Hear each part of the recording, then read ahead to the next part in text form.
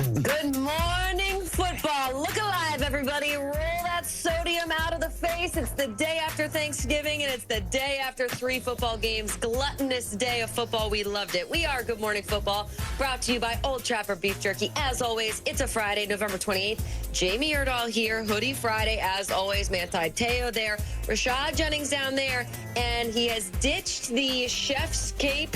That's what I call an apron. Kyle Brandt there in New York. Kyle, it's a good hour. We got a guest. Yeah, just a hoodie Friday for KB. What do we got, KB, this hour? Not just a hoodie, though. This is Rocky Balboa here. This is Sylvester Stallone. And why am I wearing it? Because right after the show, I'm on a train down to Philly, guys. I will be at Bears-Eagles to see if Caleb Williams can be the Clubber Lang and knock out Rocky. We got all kinds of things to talk about. And the games last night were really fun, Teo. We're going to get into them right now. It's the day after Thanksgiving. Everybody just pull up a chair in your sweatpants and let's rock and roll.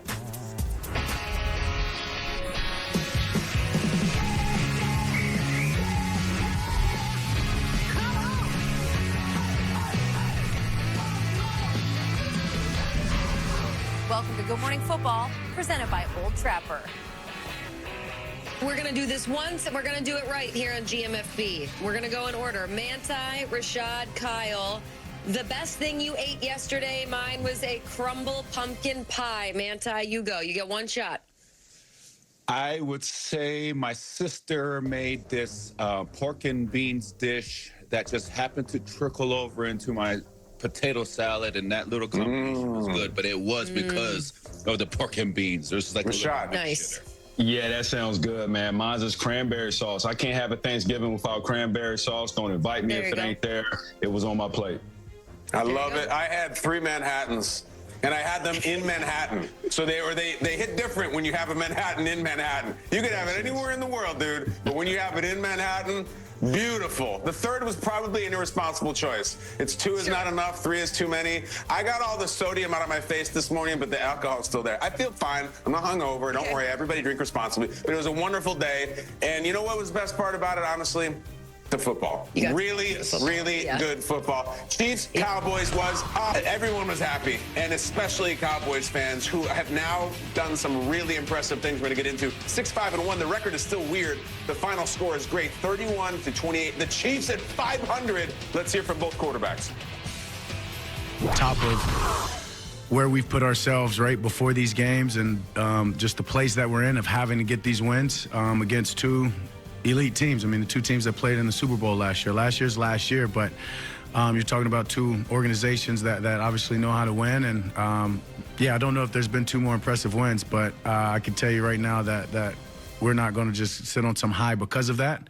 We know we've got a big one coming again next week, and all this really does for us is just give us more confidence knowing that we can go play with whoever. At the end of the day, you just gotta win every game now, and hope that's enough. So, I mean, we're gonna play a lot of good football teams coming up. And if we're gonna make the playoffs, we're gonna have to win them all, and that's gotta be the mindset when we step into the building when we get back.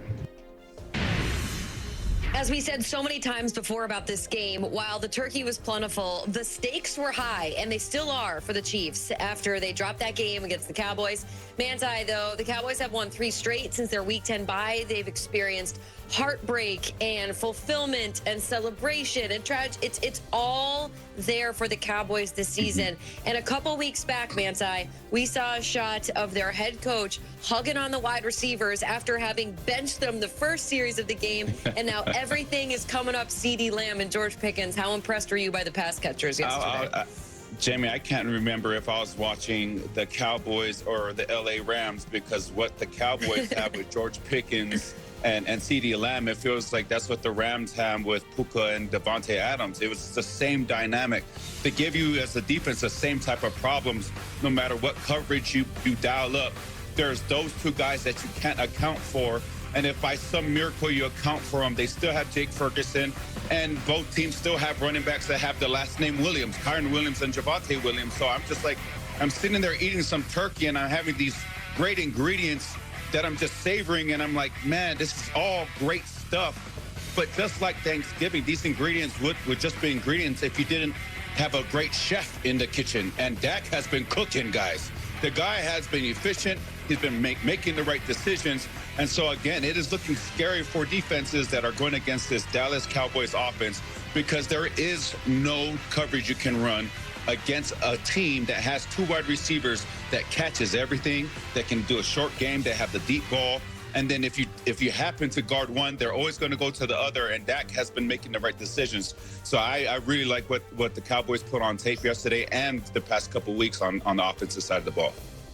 Yeah, man, Ty, if I come and tell you that Patrick Mahomes threw for 243 yards, 4 touchdowns, rushed for 30 yards, and he lost, it's kind of hard to swallow. I don't know what it is with Kansas City this year. I mean, they have the same kind of makeup of Andy Reid, Spaz, Kelsey himself, Patrick Mahomes, Kareem Hunt, Chris Jones and Trent McDuffie. The team is there, but this year the recipe of leaning on those close games and winning are not falling in their favor. And it's unfortunate because they're a good team, but I feel like right now it's just one of them things where you just don't want to tell the truth. And I've been in that situation, right? We've all been there where you tell somebody, hey, I'm on the way right now, but you haven't even brushed your teeth and got ready to leave the house. Or if somebody at Thanksgiving tells you, hey, how was the macaroni and cheese? What do? You just, yeah, it was great, even though maybe you didn't like it.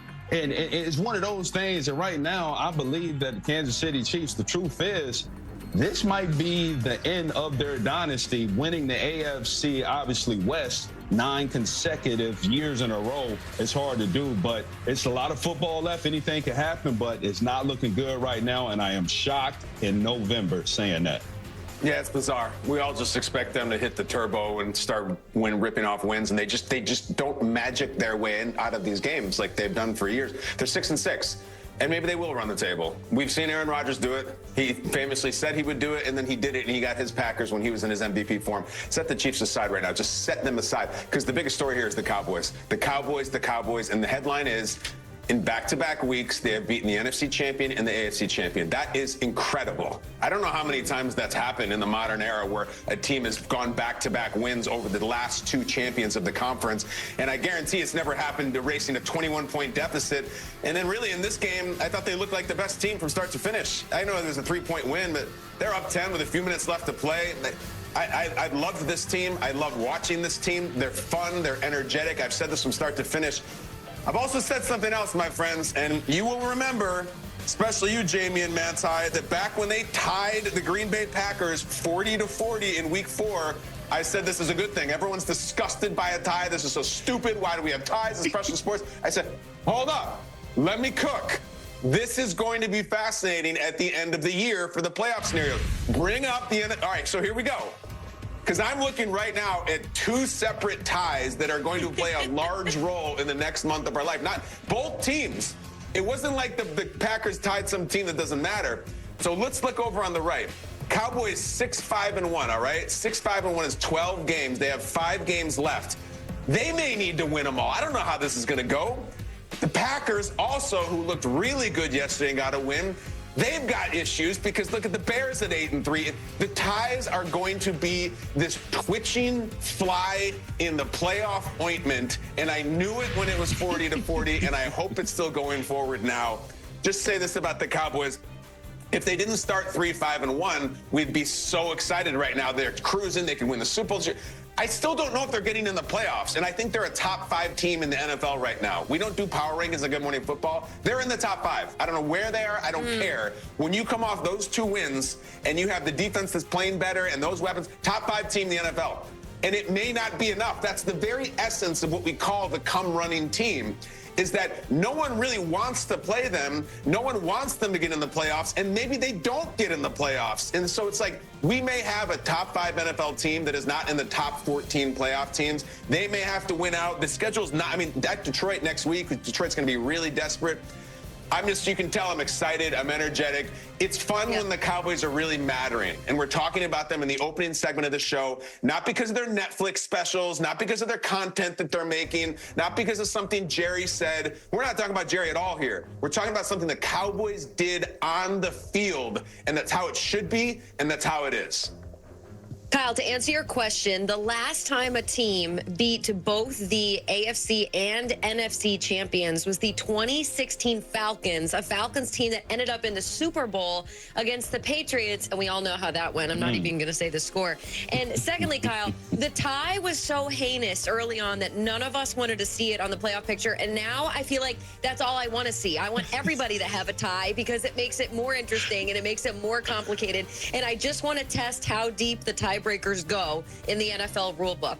All that being said, the Cowboys, as Kyle mentioned, play the Lions next week, which makes us very interested in some of the unfortunate injuries that were happening on the